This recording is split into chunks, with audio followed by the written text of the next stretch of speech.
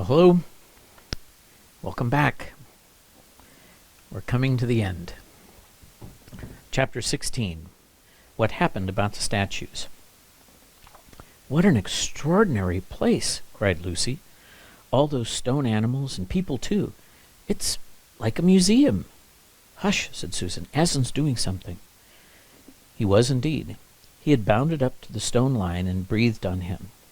Then, without waiting a moment, he whisked around, almost as if he had been a cat trying to catch its tail, and breathed also on the stone dwarf, which, as you remember, was standing a few feet from the lion with his back to it.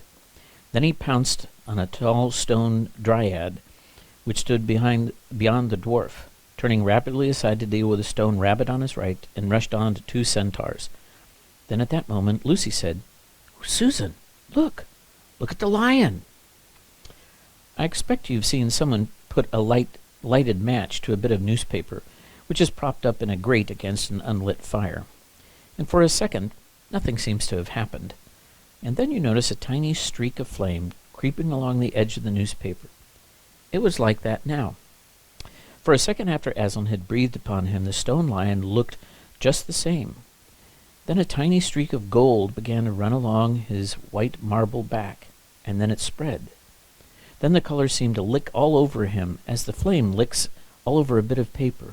Then, while his hindquarters were still obviously stone, the lion shook his mane, and all the heavy stone folds rippled into living hair. Then he opened a great red mouth, warm and living, and gave a prodigious yawn. And now his hind legs had come back to life. He lifted one of them and scratched himself. Then, having caught sight of Aslan, he went bounding after him and frisked around him, whimpering with delight and jumping up to lick his face. Of course the children's eyes turned to follow the lion, but the sight they saw was so wonderful that they soon forgot about him. Everywhere the statues were coming to life. The courtyard looked no longer like a museum, it looked more like a zoo. Creatures were running after Aslan and dancing round him till he was almost hidden in the crowd. Instead of all the dead white, the stone courtyard was now ablaze with colors: glossy chestnut sides of centaurs, indigo horns of unicorns, dazzling plumage of birds, red-brown of foxes, dogs and satyrs, yellow stockings and crimson hoods of dwarves, and the birch girls in silver and beech girls in fresh transparent green, and the larch girls in green so bright that it was almost yellow. And instead of the deadly silence, the whole place rang with the sound of happy roarings, brayings, yelpings, barkings, squealings, cooings, neighings, stampings, shouts, hurrahs, songs, and laughter. "Oh," said Susan in a different tone, "look, I wonder. Is it safe?" Lucy looked and saw that Aslan had just breathed on the feet of a stone giant. "It's all right," shouted Aslan joyously. "Once the feet are put right, all the rest of them will follow." "That wasn't exactly what I meant," whispered Susan to Lucy, but it was too late to do anything about it now, even if Aslan would have listened to her. The change was already creeping up the giant's legs. Now he was moving his feet. A moment later he lifted his club off his shoulder, rubbed his eyes, and said, "Bless me, I must have been asleep. Now, where's that dratted little witch that was running around on the ground? Somewhere just by my feet it was."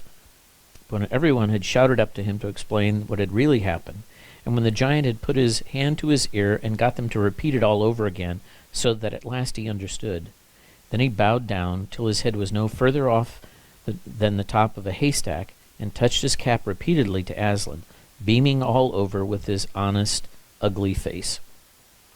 Giants of any sort are now rare in England, and so few giants are good-tempered that 10 to 1 you've never seen a giant when his face is beaming. It's a sight worth looking at. Now for the inside of the house," said Aslan. "Look alive, everyone. Upstairs and downstairs, and in my lady's chamber. Leave no corner unsearched. You never know where some poor prisoner may be concealed." And into the interior they all rushed, and for several minutes the whole of that dark, horrible, fusty old castle echoed with the opening of windows, and with everyone's voices crying out at once, "Don't forget the dungeons! Give us a hand with this door! Here's another little winding stair! Oh, I say, here's a poor kangaroo! Call Aslan!" "Phew! It smells in here. Look out for trapdoors. Up here. There's a whole lot more on the landing." But the best of all was when Lucy came rushing upstairs, shouting, "Aslan, Aslan, I found Mr. Tumnus. Oh, do come quick." A moment later, Lucy and the little fawn were holding each other by both hands and dancing round and round for joy. The little chap was none the worse for wear, having been a statue, and was of course very interested in all she had to tell them. But at last the ransacking of the witch's fortress was ended. The whole castle stood empty, with every door and every window open, and the light and the sweet spring air flooding into all the dark and evil places which needed them so badly.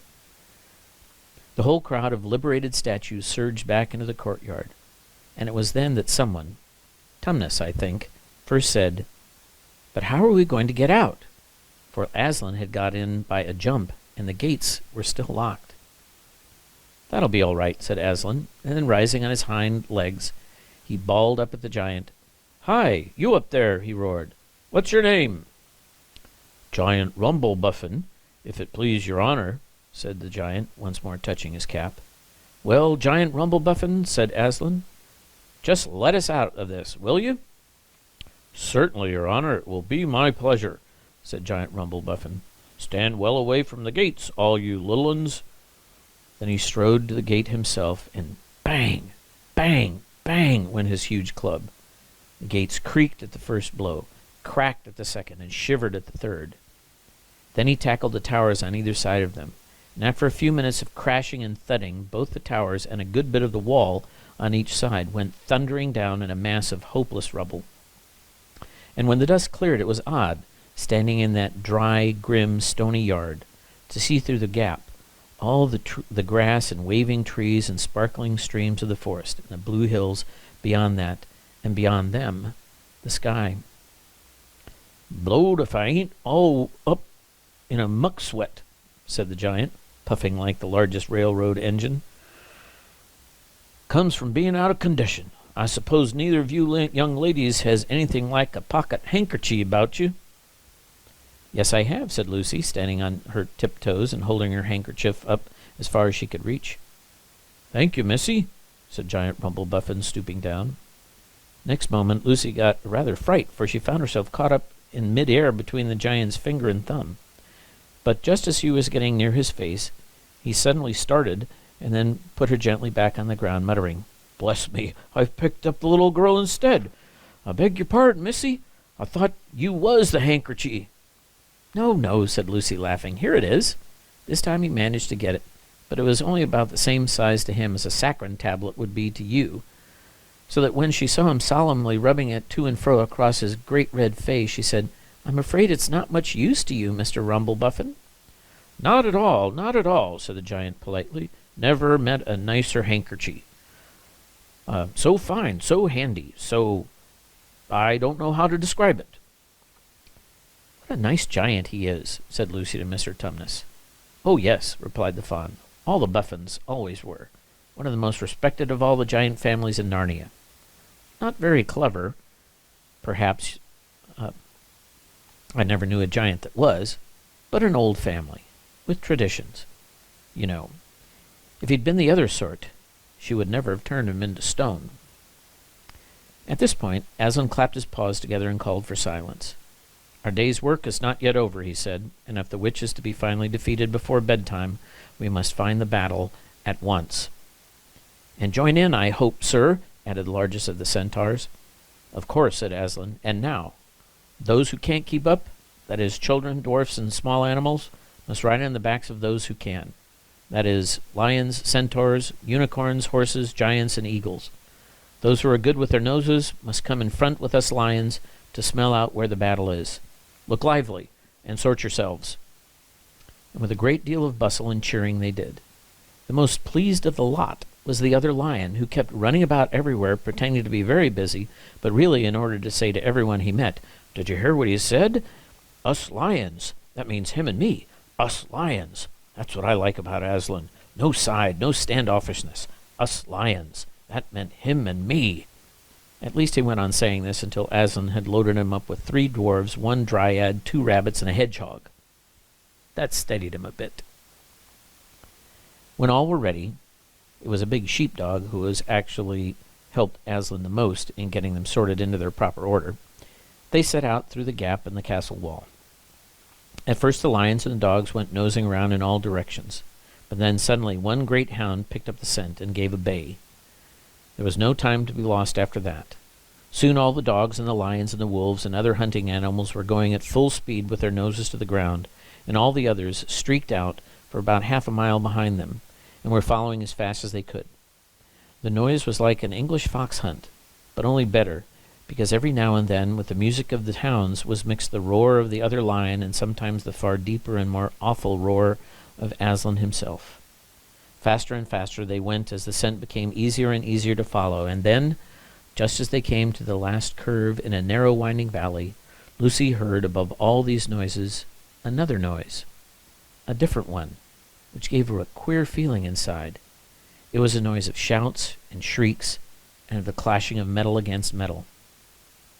Then they came out of the narrow valley, and at once she saw the reason. There stood Peter and Edmund and all the rest of Aslan's army, fighting desperately against the crowd of horrible creatures whom she had seen last night. Only now, in the daylight, they looked even stranger and more evil and more deformed. There also seemed to be far more of them. Peter's army, which had their backs to her, looked terribly few, and there were statues dotted all over the battlefield, so apparently the witch had been using her wand. But she did not seem to be using it now. She was fighting with her stone knife. It was Peter she was fighting, both of them going at it so hard that Lucy could hardly make out what was happening. She only saw the stone knife and Peter's sword flashing so quickly that they looked like 3 knives and 3 swords. The pair were in the center. On each side the line stretched out. Horrible things were happening wherever she looked. "Off my back, children," shouted Aslan, and they both tumbled off. Then with a roar that shook all Narnia from the western lamp-post to the shores of the eastern sea, the great beast flung himself upon the White Witch. Lucy saw her face lifted towards him for 1 second, with an expression of terror and amazement. Then lion and witch rolled over together, but with the witch underneath, and at the same time all warlike creatures whom Aslan had led from the witch's house rushed madly on the enemy lines. Dwarves with their battle-axes, dogs with teeth, the giant with his club, and his feet also crushed dozens of the foe. Unicorns with their horns, centaurs with their swords and hooves. And Peter's tired army cheered, and the newcomers roared, and the enemy squealed and gibbered till the wood re-echoed with the din of that onset. Chapter 17. The Hunting of the White Stag. The battle was all over a few minutes after their arrival. Most of the enemy had been killed in the first charge of Aslan and his companions, and when those who were still living saw that the witch was dead, they either gave themselves up or took flight. The next thing that Lucy knew was that Peter and Aslan were shaking hands. It was strange to her to see Peter looking as he looked now, his face so pale and stern. He seemed much older. "It was all Edmund's doing, Aslan," Peter was saying. "We'd have been beaten if it hadn't been for him. The witch was turning our troops into stone right and left, but nothing would stop him. He fought his way through 3 ogres to where she was just turning one of our leopards into a statue. When he reached her, he had the sense to bring his sword smashing down on her wand instead of going for her directly, and then simply getting made a statue himself for his pains. That was the mistake all the rest were making. Once her wand was broken, we began to have some chance. If we hadn't lost so many already. He was terribly wounded. We must go and see him." They found Edmund in the charge of Mrs. Beaver, a little way back from the fighting line. He was covered with blood. His mouth was open, and his face a nasty green color. "Quick, Lucy," said Aslan. And then almost for the first time Lucy remembered the precious cordial that had been given her for a Christmas present. Her hands trembled so much that she could hardly undo the stopper, but she managed it in the end and poured a few drops into her brother's mouth.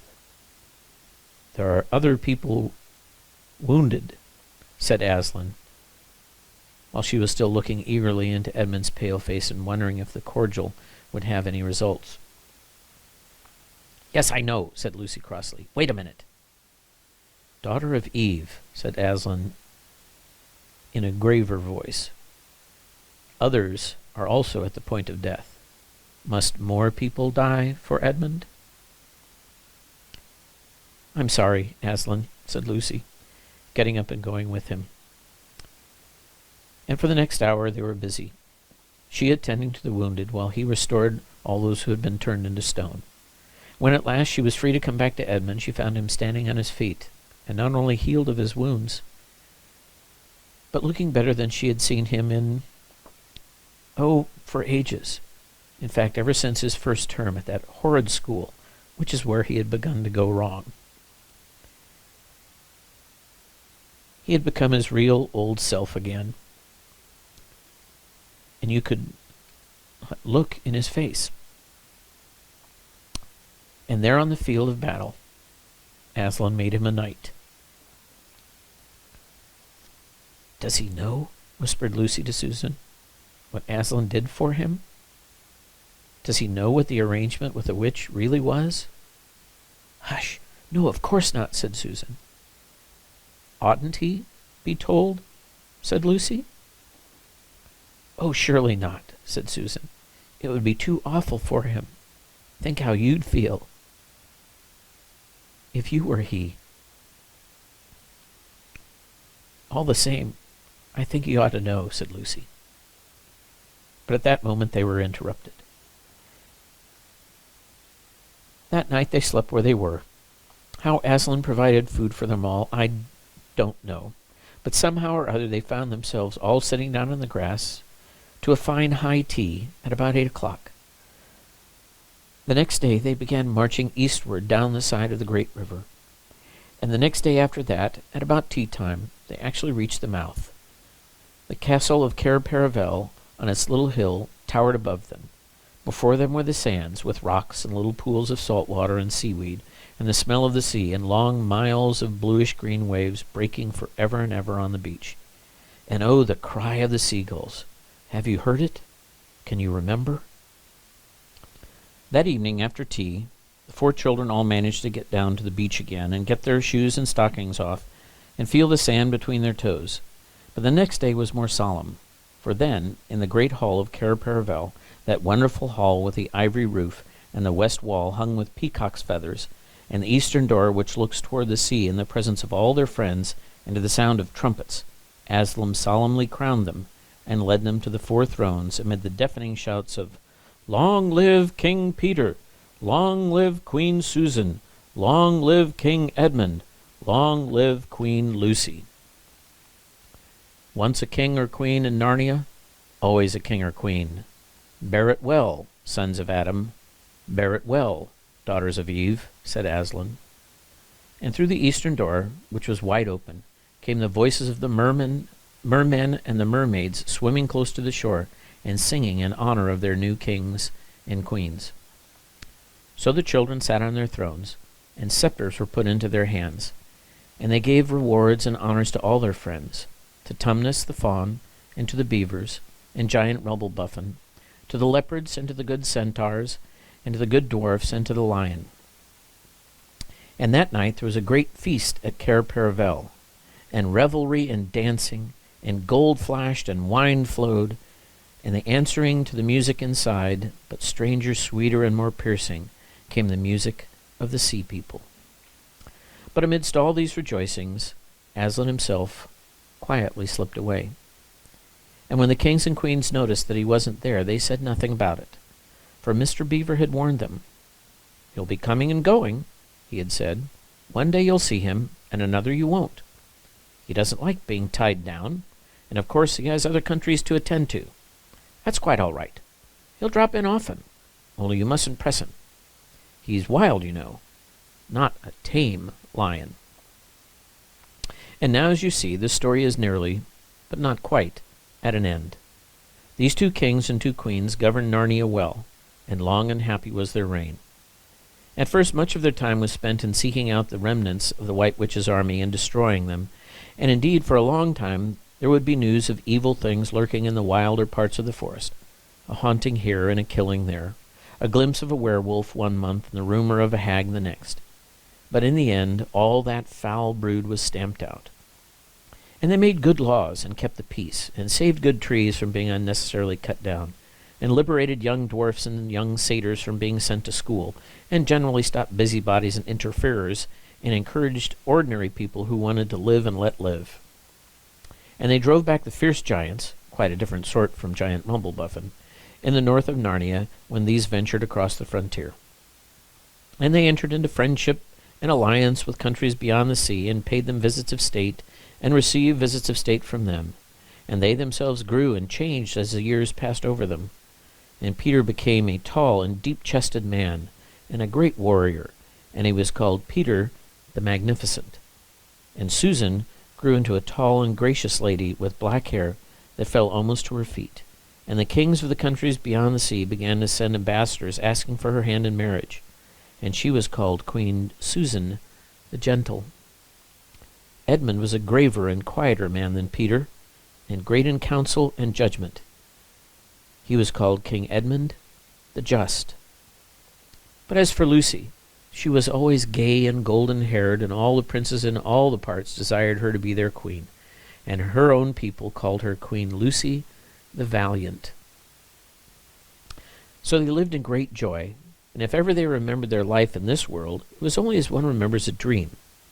And one year it fell out that Tumnus, who was a middle-aged faun by now and beginning to be stout, came down river and brought them news that the white stag had once more appeared in his parts, the white stag who would give you wishes if you caught him. So these 2 kings and 2 queens, with the principal members of their court, rode a-hunting with horns and hounds in the western woods to follow the white stag. They had not been hunting long before they had sight of him, and he led them a great pace over rough and smooth and through thick and thin, till the horses of all the courtiers were tired out, and these 4 were still following. And they saw the stag enter into a thicket where their horses could not follow. Then said King Peter, for they talked in quite a different style now, having been kings and queens for so long, "Fair consorts, let us now alight from our horses, and follow this beast into the thicket. For in all my days I have never hunted a nobler quarry." "Sir," said the others, "even so, let us do." So they alighted and tied their horses to trees and went on into the thick wood on foot. And as soon as they had entered it, Queen Susan said, "Fair friends, here is a great marvel, for I seem to see a tree of iron." "Madam," said King Edmund, "if you look well upon it, you shall see that it is a pillar of iron with a lantern set on the top thereof." "By the lion's mane, a strange device," said King Peter, "to set a lantern here, where the trees cluster so thick about it, and so high above it, that if it were lit, it should give light to no man." "Sir," said Queen Lucy, "by likelihood, when this post and this lamp were set here, there were smaller trees in this place, or fewer, or none. For this is a young wood, and the iron post is old." And they stood looking upon it. Then said King Edmund, "I know not how it is, but this lamp and the post worketh upon me strangely. It runs in my mind that I have seen this like before, as if it were in a dream, or in the dream of a dream." "Sir," answered they all, "it is even so with us also." "And more," said Queen Lucy, "for it will not go out of my mind that if we pass this post and lantern, either we shall find strange adventures, or else some great change of our fortunes." "Madam," said King Edmund, "the like foreboding stirreth in my heart also." "And in mine, fair brother," said King Peter. "And in mine too," said Queen Susan. "Wherefore, by my counsel, we shall lightly return to our horses and follow this white stag no further." "Madam," said King Peter, "therein I pray thee to have me excused. For never since we were 4 kings and queens in Narnia have we set our hands to any high matter, as battles, quests, feats of arms, acts of justice, and the like, and then given over. But always what we have taken in hand, the same we have achieved. Sister, said Queen Lucy, my royal brother speaks rightly, and it seems to me we should be shamed if for any fearing or foreboding we turned back from following so noble a beast as now we have in chase. And so say I, said King Edmund, and I have such desire to find the significance of this thing that I would not go by my good will turn back for the richest jewel in all Narnia and all the islands. Then in the name of Aslan, said Queen Susan, if ye will all have it so, let us go and take the adventure that shall fall to us. So these kings and queens entered the thicket, and before they had gone a score of paces they all remembered that the thing they had seen was called a lamp-post, and before they had gone 20 more paces they noticed that they were making their way not through branches but through coats. And the next moment they all came tumbling out of a wardrobe into an empty room, and they were no longer kings and queens in their hunting array, but just Peter, Susan, Edmund, and Lucy in their old clothes. It was the same day and the same hour of the day on which they had gone into the wardrobe to hide. Mrs. Macready and the visitors were talking in the passage, but luckily they never came into the empty room, and so the children weren't caught. And that would have been the very end of the story if it hadn't been that they felt they must really explain to the professor why 4 of the coats out of the wardrobe were missing. And the professor, who was a very remarkable man, didn't tell them not to be silly, or not to tell lies, but believed the whole story. No, he said, I don't think it will be any good trying to go back through the wardrobe door to get the coats. You won't get into Narnia again by that route. Nor would the coats be of much use to you now if you did, eh? What's that? Yes, of course, you'll get back into Narnia again some day. Once a king in Narnia, always a king in Narnia. But don't go trying to use the same route twice. Indeed, don't even try to get in there at all. It'll happen when you're not looking for it. And don't talk too much about it even among yourselves. And don't mention it to anyone else, unless you find that they've had adventures of the same sort themselves. What's that? How will you know? Oh, you'll know, all right. Odd things they say, even their looks. We'll let the secret out. Keep your eyes open. Bless me, what do they teach them in these schools? And that is the very end of the adventure of the wardrobe.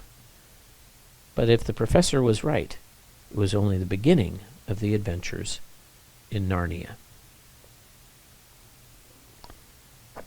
Hope you enjoyed The Lion, the Witch, and the Wardrobe.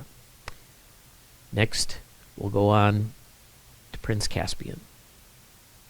See you soon.